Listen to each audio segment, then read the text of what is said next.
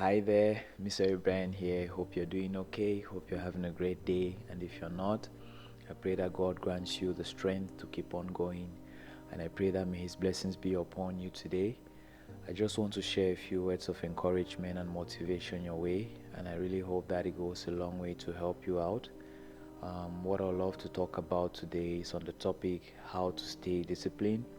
You know, I believe that discipline is something that we all need in our lives if we really want to have some control over our decisions, over our own lives, and if we really want to see progress or growth in our life, we need to have some level of discipline in our life. And so I'll just be sharing with you 3 points in here that I've written down. And these are things that have helped me to attain some level of discipline to really put some aspects of my life in order.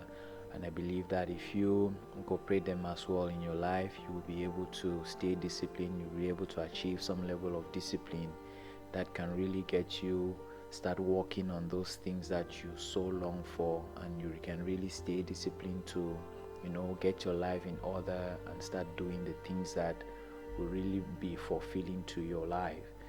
So the very first thing that I'd love to talk about is self-analysis.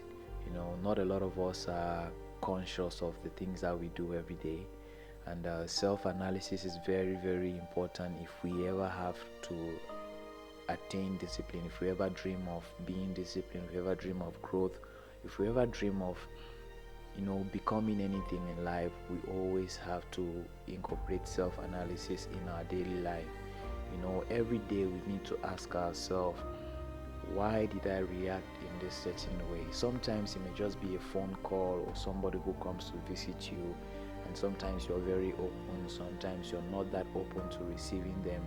you know we are always like in this reacting state because life is always throwing a lot of things at us, and we find ourselves just reacting to everything that is happening. We find ourselves just reacting and reacting, but it's really not supposed to be like that. We are supposed to be conscious of our actions. We are supposed to be conscious of the things that we engage in, the things that we let get into ourselves, the things that we let get into our minds, because all these things that come towards us have an impact on us some way. And if we just let them get into us and we are always in the state of reacting, we are giving ourselves control to those things.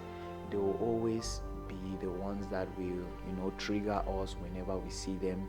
They'll always be the things that will come back to haunt us, like in the future. So self-analysis is very important. You need to ask yourself every single day, why was I not able to accomplish this task? Why was I not able to move towards the direction that I said I was going to do, to move towards today? Why was I not able to make that call? Why was I not able to really make that progress that I so long for? When you start asking yourself and start taking that self-analysis, you will start finding out like some of the habits that are within you, some of the things that are a trigger, or some of the things that you have to cut off so that you can really start putting your life in order. A lot of us are just always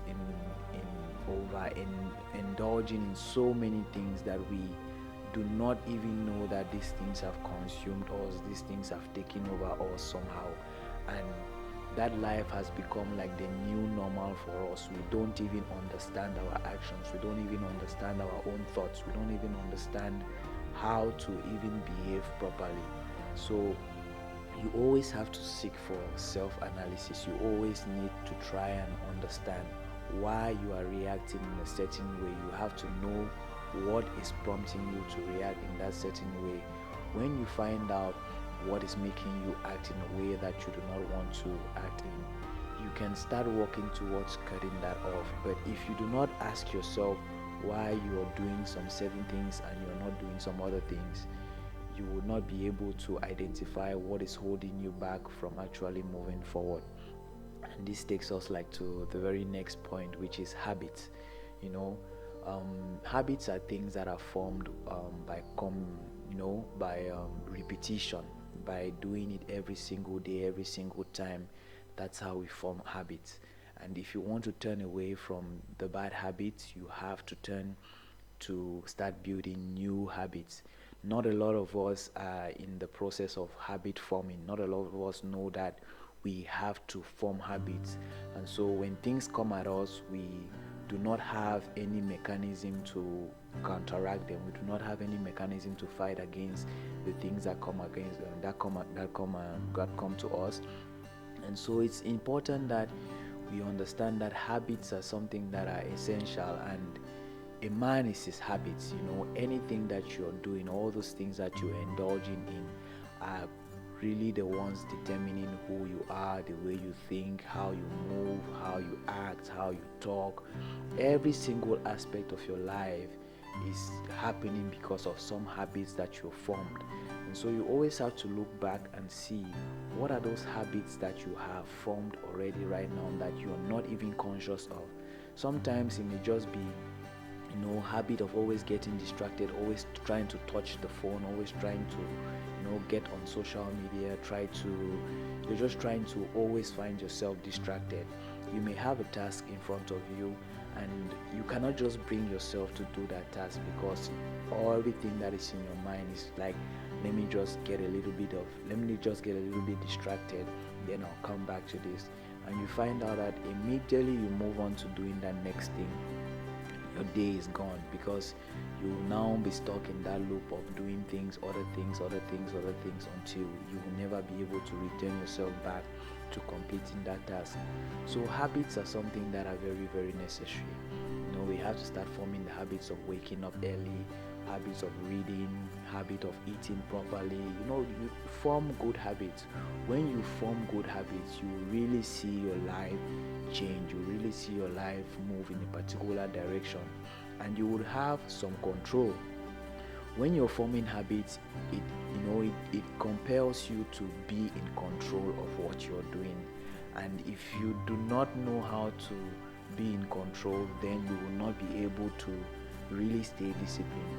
So habit forming is a process of training your mind to be under your own control, to be under your own will. And when you do that, you are able to now have that willpower, to build that willpower to say, okay, I want to stop doing this thing. I do not want to do this thing anymore. I want to start doing this stuff. And you'll be able to move your body, you move yourself from doing whatever it is that was holding you back to doing something that will actually move you in the direction that you want to see.